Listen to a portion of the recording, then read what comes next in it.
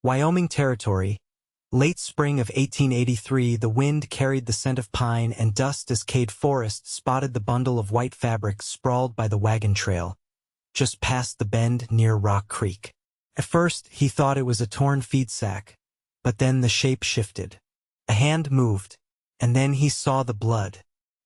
He jumped from his saddle before the horse had fully stopped, boots crunching over gravel and pine needles. She lay there in a torn wedding dress, her arms wrapped around her swollen belly like instinct had taken over where sense no longer could. "Miss?" he said, kneeling beside her, voice low, steady. Her lips were cracked, dirt clinging to her cheek, and her eyes fluttered open just enough to meet his. They were a pale green, dulled by pain. She tried to speak, but only a rasp came out. "Do not move. I will get you safe." Kade's horse, a sturdy gelding named Flint, stood still as he lifted her gently into the saddle in front of him, her head resting against his chest. She was light, far too light for someone carrying a child so close to term. Her dress was stained with blood and dust, torn at the back like someone had dragged her. Kade's jaw tightened. He rode fast, holding her steady, whispering reassurances she could not hear. His ranch sat 2 miles west, a modest spread with 3 horses, a cabin, and a small corral where he trained mustangs for the cavalry. It was not much, but it was safe. By the time he pushed open his cabin door, her breathing had gone shallow. "Stay with me," he muttered, laying her on the bed. He worked fast, washing the blood from her skin, stitching a deep cut along her shoulder he guessed came from a blade. Her abdomen. Mercifully, the baby still moved under his hand. She woke the next morning, face pale against the pillow. "Where am I?" Her voice was rough but clearer. "My ranch," Kate said, sitting beside the bed. "You were by the trail, bleeding." Her hand went to her belly, panic rising. "Still there," he said. "Strong." She blinked, tears slipping down her temples. "I thought I was going to die." "You did not," he said. "Not on my watch." Her name came slowly, like she had to reach for it. "Brielle McAllister. I am Kade Forrest." Silence stretched between them. "I was supposed to marry him," Brielle whispered, eyes fixed on the ceiling. "Yesterday. He left me. Said he had to fetch the wagon. I waited hours. Then he came back with 2 men I did not know. Said he changed his mind. They hurt me, took the ring, took everything." Kade's hands clenched. "They leave you for dead?" She nodded, her eyes far away. "I crawled to the road. Thought maybe someone would find me. Or coyotes would." Kade stood and poured her a cup of water. "You are found now." She drank slowly, then looked at him. "Why did you stop?" "Because you were there. That simple?" "It is not complicated," he said. The next few days passed in quiet rhythm. Kade did not ask more questions. He cooked, chopped wood, and tended to the horses. Brielle stayed in the bed, her body healing, her belly still round and full of life. She watched him from the window when he worked, her hand resting protectively on her stomach. One morning, he found her standing unsteadily by the corral fence, barefoot, sun catching in her blonde hair. "You should be resting," he said. "I am tired of lying down." He walked to her slowly. "You were lucky to be alive." "I know." Kade nodded toward the horse in the pen. "That is Jasper. Wild but smart." She smiled a little. "You gentle wild things for a living?" "I try." "Do you think I am wild?" He looked at her then, really looked. The bruises were fading, but the hurt in her eyes had not. Yet there was something in her voice. Not brokenness, grit. "No," he said. "You were brave." She turned away, but not before he saw the tears. A week passed. Then, too, she began to help with small things, peeling potatoes, feeding the chickens. She laughed once, just a soft sound when Flint tried to steal an apple from her apron pocket. Kade caught the sound and held it close. One evening, a storm rolled in from the west. Thunder cracked across the sky as they sat in the cabin, candles flickering. "I do not think I know how to trust anyone anymore," Brielle said, staring into the fire. Kade watched her, the flicker of light dancing in her eyes. "You do not have to." "Not yet." She looked at him, her voice softer. "But I want to." He did not move closer, not yet. But his hand rested on the table between them, palm up. She hesitated, then laid her fingers in his. Just that. No promises, no declarations. The storm raged outside, but inside the cabin, something else had begun to settle. Hope. And in the quiet that followed, Kade knew she was not just passing through. Not to him. The baby came during the 3rd week of June, just after a long stretch of heat broke with a slow, soaking rain. The labor took most of a night and half a day. Kade stayed close, fetching water, cutting more cloth when the first pile ran red, and holding her hand when the pain swept through like fire. Brielle didn't cry out. Not once. She gritted her teeth, pressed her forehead into the crook of her elbow, and bore each wave like it was owed. When the child finally arrived, a girl, small and damp and furious with life, Brielle didn't speak. Just wrapped her arms around that tiny body and held her skin to skin, rocking slightly on the edge of the bed, hair plastered to her neck. Kade watched from the doorway, arms crossed tight over his chest. She hadn't asked him to stay, but she hadn't turned him away either. When the baby quieted, he stepped forward and laid the clean shawl across the child's back. Brielle's voice was hoarse. She's warm. She'll stay that way, he said. She traced the baby's brow with one fingertip, then leaned her cheek against the damp crown. I wasn't sure I'd live to see her. You did. Her eyes lifted. I want to name her June. He nodded once, gaze steady. That fits. For the next few days, the cabin took on a hush. June nursed greedily and slept often. Brielle moved slowly but with purpose, learning the rhythm of mothering without complaint or pause. Kade stayed outside more than usual, giving them space, but each morning he left a tin mug of boiled milk with honey on the table beside her bed. She never mentioned it, and he never waited to see if she drank it. One morning, she came out while he was tightening the fence rails along the south field. Her hair was pinned up, and she wore a faded blouse he didn't recognize. I found a needle and thread, she said, adjusting the hem. Fixed the seams best I could. He set the hammer down. Looks fine. I'd like to earn my keep, not just take up that bed. You're not a burden. I'd still like to work. He nodded toward the coop. Henhouse needs clearing. If you feel up to it. She smiled faintly. I do. By midday, she had the nesting boxes emptied and a new layer of straw laid down. June slept in a cradle Kade had built from pine boards and a saddle blanket. He set it outside the coop where Brielle could keep an eye. As they ate supper that evening, a mess of beans and onion with leftover salt pork, she looked across the table and asked, You ever been married? No, why not? He shrugged. Didn't have cause to be. You don't talk much about yourself. I'd rather listen. She leaned back, cradling June against her chest. I suppose there's comfort in silence, if it stands for something. Kade met her gaze across the lamp-lit table. It does. She didn't ask what. The next morning brought a knock at the door. Kade stepped out, hand resting on the butt of his Colt. A man stood near the hitch post, wide-brimmed hat low over his brow, dust on his coat, a gray gelding at his side. You Forrest? The man asked. I am. I've been riding up from Rawlins. Sheriff said a woman matching a missing report might have been seen near here. Kade kept his stance easy. You with the law? No. Her brother. There was a long pause. Then Kade stepped aside. She's here. Brielle came to the door. Her shoulders stiffened, but she didn't flinch. The man's face broke. Brie. Dear God, you're alive. She looked at him for a long moment. They told you I was dead? They found blood. Torn dress. I searched 5 towns. Thought I'd never. She didn't run to him. Just nodded slowly. This is Kade Forrest. He saved us. The man turned to Kade, his mouth working. I owe you. You don't, Kade said. She stayed alive. That was her doing. Brielle's brother stayed one night. He offered to take her home. Said their aunt in Laramie had a room ready. But Brielle didn't pack. Didn't ask Kade for a ride to town. When her brother finally asked, she said, June was born here. I'm not going to move her again. Not yet. He left early the next morning, promising to write. That evening, Brielle stood in the doorway while Kade hayed the horses.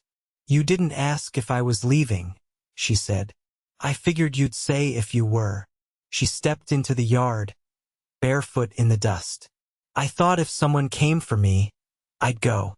But now that it's happened, I feel like I'd be leaving something behind." He kept his eyes on the hay fork. "You've got your own choice now." She came closer.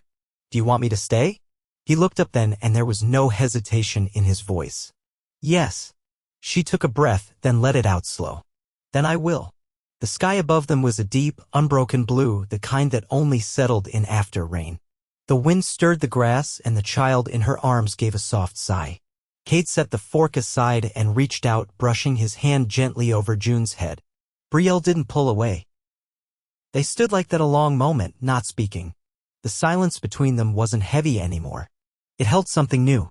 Something still forming, steady as the land beneath their feet.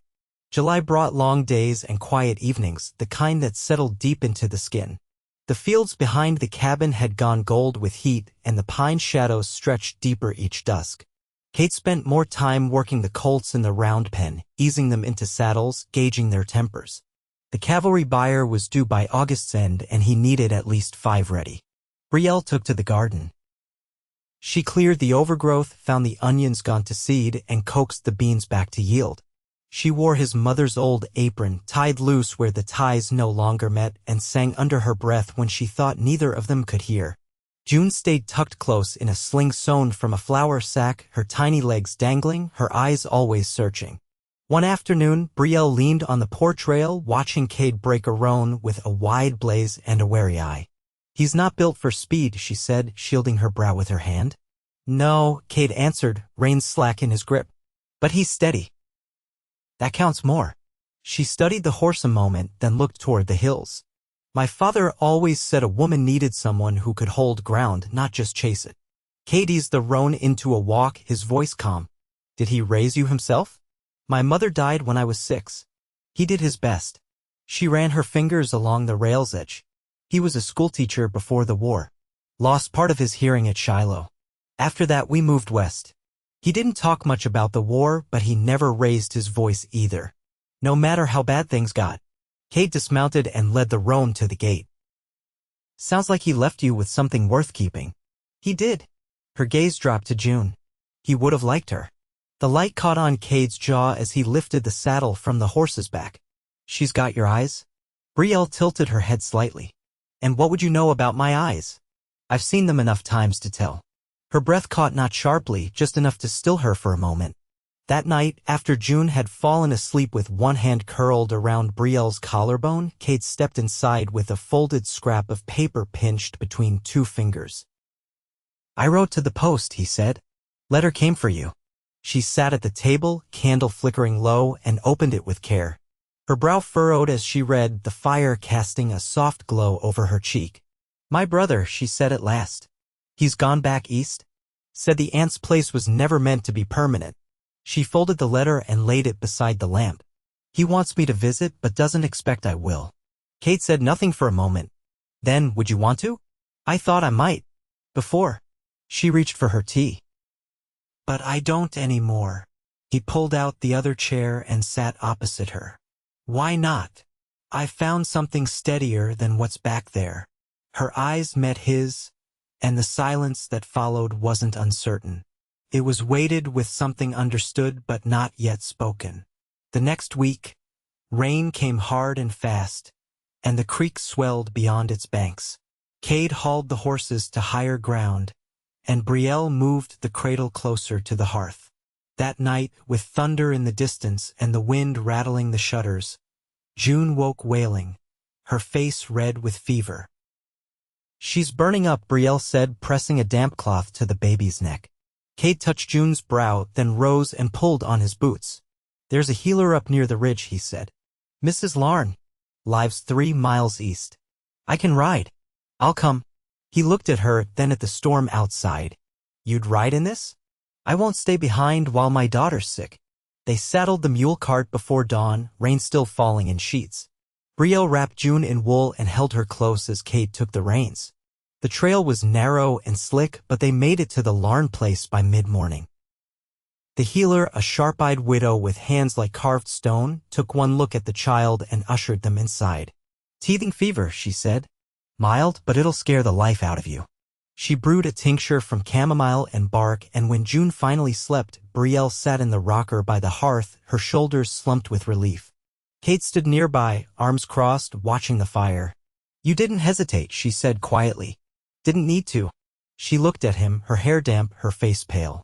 "You could have let me go with my brother." "I could have," he said. "But you didn't want to." He didn't answer right away. Then, no, she rose, crossing the space between them. "Neither did I." He didn't move when she reached for his hand, didn't pull away when her fingers threaded through his. They stood there, still and close, as the storm softened into a steady drizzle on the roof. When they returned home, June still slept, her fever broken. Brielle laid her in the cradle with care, smoothing the blanket over her toes. Kate watched from the doorway. "You look like you belong here." She turned, her voice low. "I feel like I do." He stepped forward, took her face in his hands, and kissed her without ceremony, without question. Her arms came around him slow and sure, and the kiss deepened, not urgent, but certain. Outside, the hills steamed in the sun, the world washed clean. Inside, two people who had come through blood and silence and storm began to settle into something lasting. And for the first time in a long while, neither of them looked back. By late August, the days shortened and the heat softened, giving way to the dry rustle of cottonwood leaves and the scent of sage warming under sun. Kate had begun rising earlier, riding out before dawn to work the colts while the air still held a chill. Brielle stayed behind with June but had taken to walking the property line with the baby strapped snug against her chest, whispering the names of grasses and birds as though teaching her daughter the world from the ground up. One morning, as Kade returned from the Southridge, he found Brielle kneeling at the edge of the root cellar, barefoot in the dust, a rusted tin box open beside her. "Found it under a loose board," she said without looking up. "Looks like it's been there a while." Kade dismounted and crouched beside her. Inside the box were folded deeds, a pocketknife with initials carved into the bone handle, and a yellowed letter sealed with wax. "It was my father's," he said, his voice quiet. "He kept things he didn't want touched." Brielle brushed her fingers over the paper's edge. "You never said much about him." "He didn't leave much behind but trouble." Kate closed the lid gently. "When the war ended, he came west and lost himself in cards and whiskey. Died in Laramie when I was 15. Brielle's hand stilled. "You raised yourself here?" "For the most part." She looked up at him then, her expression unreadable. "That's a hard sort of growing. It taught me what not to be." Brielle stood, brushing off her skirt. "And what are you now?" Kate's eyes held hers. "Something steadier than before." That evening, she cooked rabbit with wild garlic and boiled cornmeal. June slept in the cradle Kade had carved smooth with his drawknife, her tiny fists tucked beneath her chin. The air inside the cabin was warm with quiet. As they ate, Brielle watched Kade closely. "I thought about writing my brother." Kade cut a slice of bread. "You should if you want to." "I don't know what I'd say. Everything's changed again."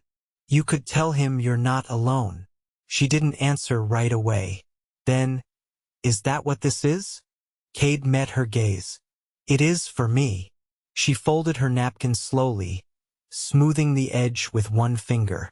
"I never thought I'd feel safe again, let alone wanted." He reached across the table, not to take her hand, but to pour her another cup of tea. "You don't have to earn either." Later that week, a stranger rode in from the North Trail tall, with a limp and a wide-brimmed hat that shadowed most of his face. Kade was shoeing a colt, sweat running down his back. The man dismounted stiffly and called out, his voice thin from dust. "I'm looking for a boy named Forrest. Heard he trains cavalry stock." Kade straightened. "That right?" The man nodded once. "Name's Greeley. I served with your pa. He ever mention me?" Kade tightened the cinch on the saddle. "Not once." Greeley gave a dry laugh. "That tracks. He owed me a favor. Thought I'd come see if his boy had turned out better." Kade didn't answer. He wiped his hands on a cloth and called over his shoulder. "Brielle." She stepped out from the cabin, June balanced on her hip. Greeley tipped his hat. "Ma'am." Brielle nodded politely, her body angled slightly away. What's the favor? Kade asked. Greeley's gaze lingered on the barn, the pasture, the lean-to-where tools hung in neat rows. Looks like you don't need much. But I've got 2 geldings need wet saddle blankets. Figured I'd see if you trade training for one of them. Kade studied him. You trust me with both? Man who keeps his place this clean's worth trusting. Kade nodded once. Leave the horses. I'll send word when they're broke. That night, as they sat on the porch, Brielle rocked June gently, the creak of the chair keeping rhythm with the cicadas. What did you make of him? She asked. Kade leaned back on the step, arms draped over his knees. He wasn't lying. My father owed plenty. But that man didn't come to collect. Then why come now? Maybe to see if the debt ended with him. Brielle looked down at her daughter, one hand brushing through the fine hair at her temple. Do you think we ever stop carrying what came before? Kade didn't answer right away. Then, maybe not, but we can decide what it becomes. She stood and crossed to him, June asleep against her chest. She sat beside him on the step, close enough that their shoulders touched. I want her to grow up knowing what that means, she said. She will. They sat there until the stars came out, not speaking. The night settled around them, soft and full. The wind passed through the grass like a hush, not an end, but a beginning. September's light came lower and softer across the fields. The last of the beans were pulled, and the garden beds were turned. Brielle began drying herbs on the windowsill, tying them in neat bunches with thread she'd found in the chest beneath the stairs. The air smelled of sun-warmed earth and sweetgrass, and the sound of the wind through dry stalks carried a quiet sort of satisfaction. Kade had finished training the cavalry stock and sent word to the buyer through a trapper who passed through with pelts. The 2 horses Greeley had left behind were gentled now, one of them a sharp-eared dun that Brielle had taken a liking to. She rode most mornings, June bundled against her chest, the mare moving steady beneath them while the sun climbed. One afternoon, as Kade sat carving a new yoke pin on the porch, Brielle joined him with a folded cloth in her hands. She passed it to him without a word. Inside were 2 small shirts, stitched with uneven hems but strong seams. I thought she'd need them by winter, she said. He ran his thumb over the stitching. You did these. I used the muslin from the old feed sack in the barn. Not pretty, but they'll hold. He looked at her, not smiling but steady. They're good work. She sat beside him, brushing a curl from her temple. I never sewed more than curtains before. I didn't think I'd take to it. You take to most things. Brielle glanced toward the field. I used to think I wouldn't want a quiet life. I thought I'd be restless. And now, I don't feel restless here. Kade nodded once. Nor do I. That evening brought a soft rain, the kind that fell in a hush and settled the dust. Kade lit a fire in the hearth and Brielle warmed milk for June, who had begun trying to crawl, scooting backward across the floor with her fists clenched in determination. After the child drifted off to sleep, they sat together by the fire. Brielle reached into the small cedar box she kept near the hearth and drew out a folded sheet of paper. I wrote out a record, she said, of everything her birth when the teeth came in, first time she laughed. I didn't want to forget. Kade leaned closer to read. Her handwriting was neat, the letters careful. You'll show it to her when she's older? I hope she'll care to know where she came from. She will. Brielle looked at him then, her fingers resting on the edge of the page. I've been thinking about what's next. He set the paper down gently. Tell me. I want her to grow up knowing she has a name that means something. I want to give her a home that can't be taken or left behind. Kade was quiet a moment, then said, She's got that now. Brielle's voice caught in her throat. So do I. He reached for her hand, calloused fingers folding around hers. Say if you want to make that permanent. I do. Kade's breath came slow. Then let's marry before the frost turns. She pressed her forehead to his, her voice no louder than the fire's crackle. Yes. The week after the first frost, they stood near the cottonwoods at the edge of the field. The leaves had turned to gold and the sky held that clear, endless blue that only came once the heat had gone. Kade wore his best shirt, the one with the pearl buttons, and Brielle had mended a dress from her trunk, the same one she'd arrived in, now whole again. The preacher from the nearby mission rode in with a pony and a worn Bible. It was a short ceremony. June laughed once, a soft gurgle in her grandmother's shawl, and the wind rustled the cottonwood leaves like a blessing. After, they shared bread and cider beneath the trees. The sun warmed the earth and the silence between them was easy. "I didn't think my life would end up like this," Brielle said, standing at the edge of the field as the wind tugged at her sleeves. "Neither did I," Kade said. "But I'm glad it did." He wrapped his arm around her and she leaned into him. That night, they carried June between them into the cabin. Kade banked the fire while Brielle laid the baby in the cradle. The stars outside were bright, the sky deep and still. Kade turned down the lamp. "You're not afraid anymore." She looked at him in the low light.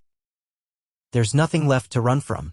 He took her face in his hands, kissed her long and sure, the way a man does when he knows he's home. They lay down together, not hurried, not uncertain. The cabin around them was quiet, the boards creaking softly as the wind eased through the eaves. When they woke the next morning, the air carried the smell of frost and wood smoke. Kade set coffee to boil while Brielle wrapped June in a quilt and sang to her in a voice low and steady. They built their life in the days that followed, not with grand gestures, but with the steady rhythm of shared work, quiet understanding, and the kind of trust that grows from storm-tested ground. Their love was not loud, but it was rooted deep, like everything that survives the plains. Years later, a girl with green eyes and a strong seat would ride the dun mare along the ridge, her mother's voice in her ear and her father's calm in her hands. And at night, when the fire burned low and the air turned cold, they would sit close beneath the same roof, hearts full, nothing missing. Nothing lost, only the good things that stayed.